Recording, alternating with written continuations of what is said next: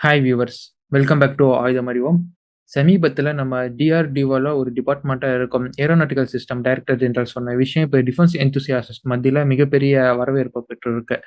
அவங்க அப்படி என்ன சொன்னாங்க அப்படின்னு பார்த்தீங்கன்னா, not only Kaveri engine programme, some aeronautical system மற்றும் ஏரோஸ்பேஸ் டிஃபென்ஸ் இத பத்தி அவங்க கம்ப்ளீட்டா பேசியிருந்தாங்க. அதுல இந்த காவேரி புரோகிராம் பத்தி அவங்க சொல்லும்போது, காவேரி புரோகிராம் அப்படிங்கிறது இன்னும் சாகல. இட்ஸ் ஸ்டில் அலைவ் அப்படின்னு அவங்க சொல்லியிருக்கிறாங்க.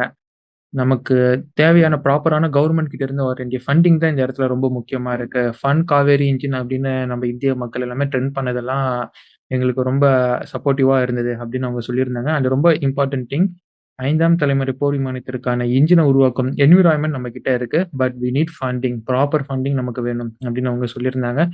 இது இந்திய டிஃபென்ஸ் எந்தூசியாசிஸ்ட் மத்தியில மிகப்பெரிய கவனத்தை ஈர்த்திருக்கு. இந்த காவேரி இன்ஜின பத்தி உங்களுக்கு இன்ட்ரஸ்டிங்கா ஒரு செய்தி சொல்றேன் அப்படின்னு நான் சமீபத்தில சொல்லியிருந்தேன் இல்லைங்களா?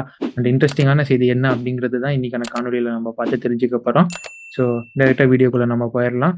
நீங்கள் பார்த்துக் கொண்டிருப்பது ஆயுதம் அறிவோம். ஆயுதம் அறிவோம் அப்படிங்கிற நம்ம சேனல சப்ஸ்கிரைப் பண்ணிட்டு வாங்க மக்களே.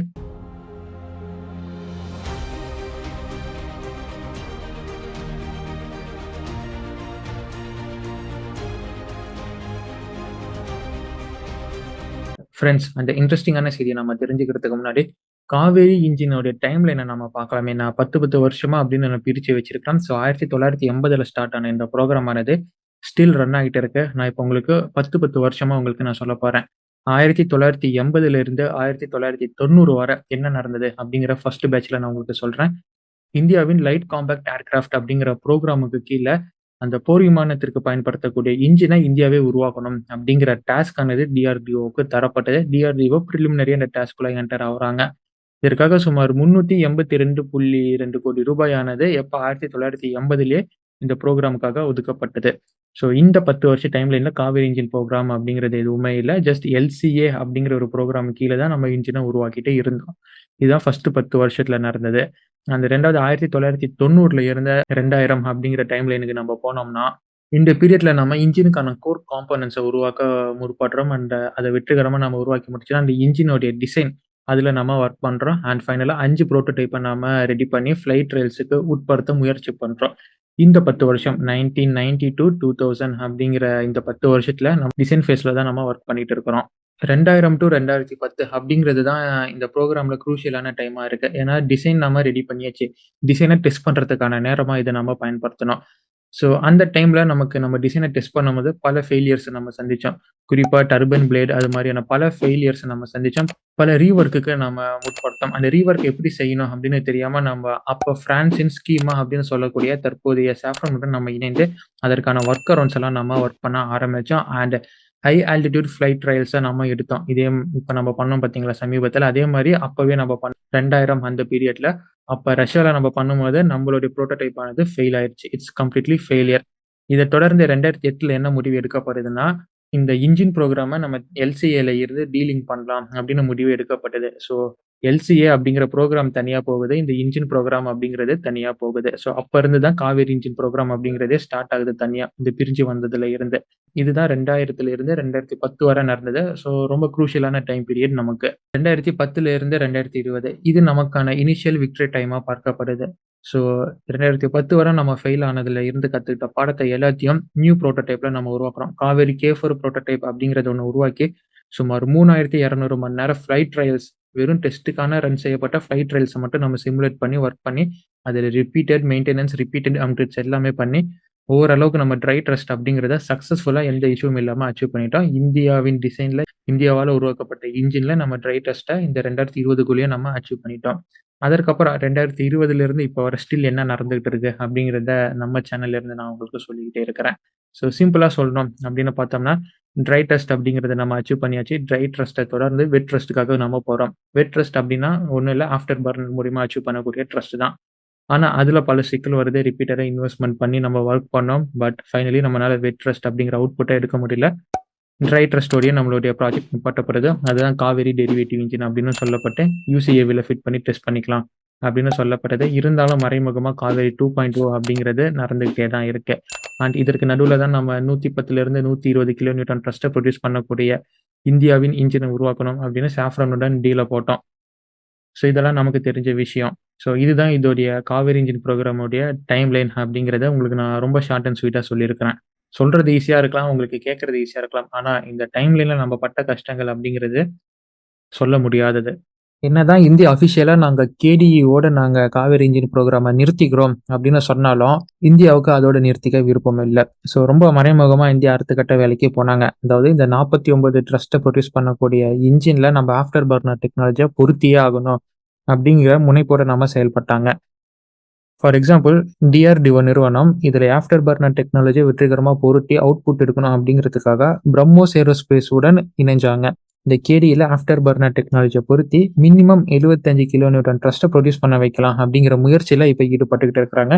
It's underdog news. அதாவது பல பேருக்கும் தெரியாது.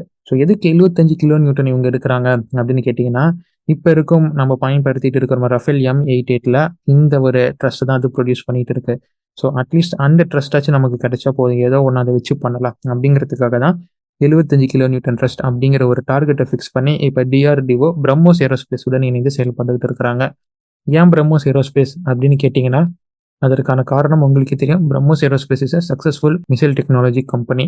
ஸோ அவங்க ரஷ்யாவோட கூட்டு சேர்ந்து ரஷ்யாவின் டெக்னாலஜிய படிச்சு வெற்றிகரமா இந்தியாவுல இயங்கிட்டு இருக்கக்கூடிய ஒரு நிறுவனம். இந்த நிறுவனம் டிஆர்டிஓ நிறுவனத்துடன் இணைந்து இந்த இன்ஜினை உருவாக்கினால் கண்டிப்பா ஒரு வெற்றி கிடைக்கும் அப்படிங்கிற முனைப்புல தான் இந்த ஒரு கொலாபரேட்டிவே எடுக்கப்பட்டது. ஸோ இதோட டைம்லைன் அப்படின்னு 2028 எதிர்பார்க்கப்படுது. பட் இன்னொரு செய்தி தான் இப்ப ஷாக்கிங்கா இருக்கு. இதுதான் ரொம்ப இன்ட்ரெஸ்டிங்காவே மாத்துது இந்த டாபிக்க. டிஆர்டிஓக்கு காவேரி இன்ஜின் புரோகிராம்ல புரோட்டோடைப் உருவாக்கி குடுத்துட்டு இருந்தது கோத்ரேஜ் அப்படிங்கிற நிறுவனம் தான். இவங்க தான் இந்த டர்பைன், பிளேட் இது மாதிரியான எல்லா காம்போனன்ட்ஸுமே இவங்க தான் உருவாக்கி குடுத்துட்டு இருந்தாங்க. கோத்ரேஜ் அப்படிங்கிறவங்க தான். இப்ப கோத்ரேஜ் என்ன சொல்றாங்கன்னா, கோத்ரேஜ் மற்றும் எல்&டி இந்த 2 நிறுவனமும் சேர்ந்து காவேரியில ஆஃப்டர் பர்னர் டெக்னாலஜிய பொருத்தி சுமார் 95 கிலோ நியூட்டன் த்ரஸ்ட்ட ப்ரொடியூஸ் பண்ணி தரோம் உங்களுக்கு. ஆனா எங்களுக்கு கவர்ன்மெண்ட் சைட்ல இருந்து கொஞ்சம் ஃபண்டிங் வேணும் அப்படின்னு கேட்டிருக்காங்க. இந்த பேச்சு எப்ப நடந்தது அப்படின்னு கேட்டீங்கன்னா, சமீபத்தில எம்ஓடியுடன் நடத்தப்பட்ட சந்திப்புல இந்த ப்ரொபோசல கோத்ரேஜ் ஆனது எல்&டியுடன் சேர்ந்து பண்றோம் அப்படின்னு சொல்லியிருக்கிறாங்க. இப்ப இதற்கு நம்மளுடைய எம்ஓடி ஒத்துக்குமா? ஒத்துக்கிட்டா என்ன? அப்படிங்கிறதெல்லாம் செகண்டரி. ஒரு பக்கம் GEயின் F404 இன்ஜின் இருக்கு. இன்னொரு பக்கம் பிரம்மோஸுடன் இணைந்து 75 கிலோ நியூட்டன் த்ரஸ்ட்ட தரும் இன்ஜின நம்ம உருவாக்க முயற்சியில இறங்கியிருக்கிறோம். இப்ப இவங்க புதுசா 95 கிலோ நியூட்டன் இன்ஜின்னு சொல்றாங்களே, இத்தனை வெரைட்டி ஆஃப் இன்ஜின் நமக்கு இப்ப தேவையா? அப்படின்னு கேட்டா, ஃப்ரெண்ட்ஸ் இப்ப இந்த 3 இன்ஜின் அப்படிங்கிறதுமே நம்மளோட தேஜஸ் மார்க் 1ஏக்கு தான் பயன்படுத்த போறோம். ஏன்னா because of its thrust. Tejas mark 2க்கு நம்ம 95 கிலோ நியூட்டன் த்ரஸ்ட்ட ப்ரொடியூஸ் பண்ணும் இன்ஜின பொறுத்தனாலும், அந்த அளவுக்கு ஒரு சாட்டிஸ்ஃபேக்ஷன் அதோட பெர்ஃபார்மன்ஸ் இருக்காது. அதனால ஆப்வியஸ்லி இந்த 3 இன்ஜினுமே உருவாக்கப்பட்டாலுமே, இத நாம தேஜஸ் மார்க் 1ஏல தான் திருப்பி திருப்பி பொருத்துவோம். அதன் அடிப்படையில நான் ஒரு கணக்கு எடுத்துட்டு வரேன்.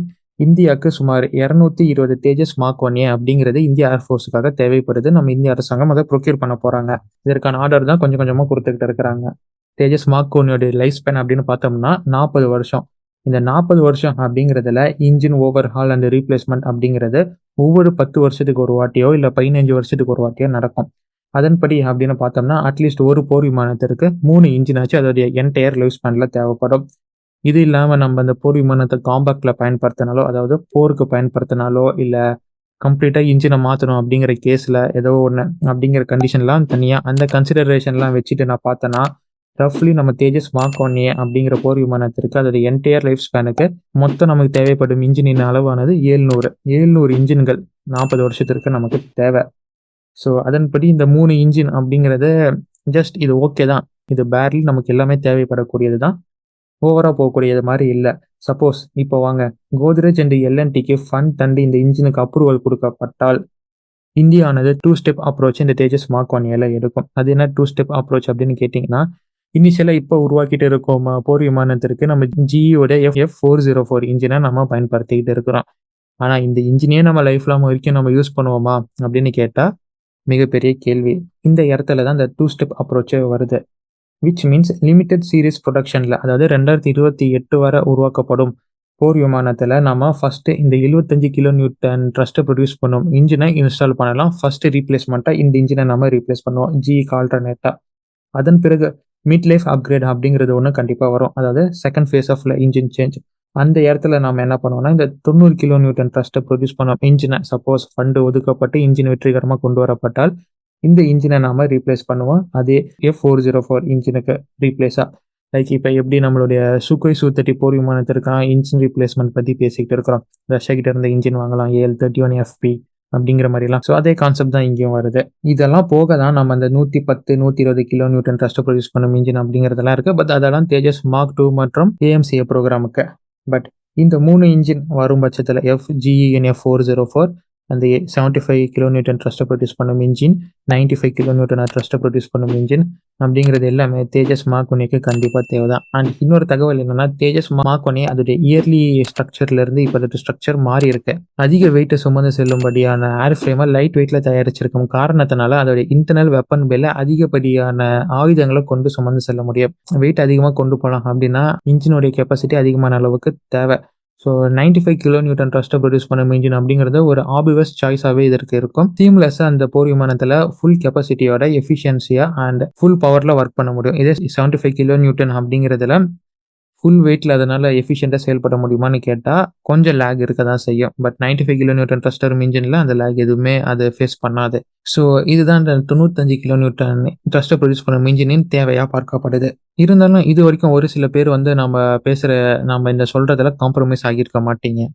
என்னடா இது முட்டாள்தனமான ஒரு செயலா இருக்கே! காச விரயம் பண்ற மாரி தானே இருக்கு. 75க்கும் 95க்கும் என்ன பெரிய வித்தியாசம்? டைரக்ட்டா நீ 95க்கு கொண்டு போய் பண்ணலாமே! எதுக்கு இப்படி பண்றாங்க? ஸ்ப்ளிட் பண்றாங்க அப்படின்னு நீங்க கேட்கலாம். அது ஏத்துக்கக்கூடிய செய்தியா தான் இருக்கு. இருந்தாலும் we seal our Tejas with our indigenous engine. இது வேலிடான பாயிண்ட்டா இல்லையா?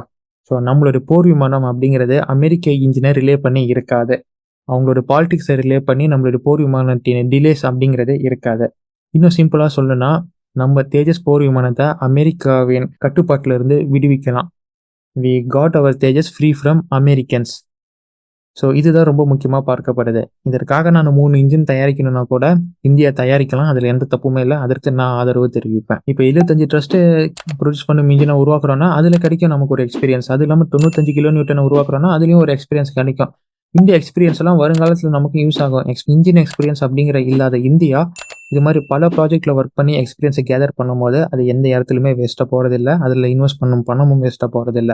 ஸோ அவுட்புட் அப்படிங்கிறது நல்லா வரணும். அவ்வளோதான் நம்மளை பொறுத்தவரைக்கும். ஸோ இத நீங்க ஒத்துக்கிறீங்களா? இல்லையா? நம்ம தேஜஸ் போர் விமானமானது அமெரிக்க பிடியிலிருந்து விடுபடணுமா? இல்லையா? உங்களுடைய கருத்துக்கள் என்ன? நீங்க இந்த 95 கிலோ நியூட்டன் த்ரஸ்ட்ட ப்ரொடியூஸ் பண்ணும் இன்ஜின வரவேற்கிறீங்களா? இல்லையா? இதற்கு எம்ஓடி ஃபண்ட் பண்ணணுமா? இல்லையா? அப்படிங்கிறத நீங்க கமெண்ட்ல சொல்லுங்க. அண்ட் இது போன்ற பல செய்திகளை தெரிந்து கொள்ள ஆயுதம் அறிவோம் அப்படிங்கிற நம்ம சேனல ஃபாலோ பண்ணிக்கோங்க மக்களே. Until it's signing off from ஆயுதம் அறிவோம் and stay tuned for next video. நன்றி, வணக்கம்.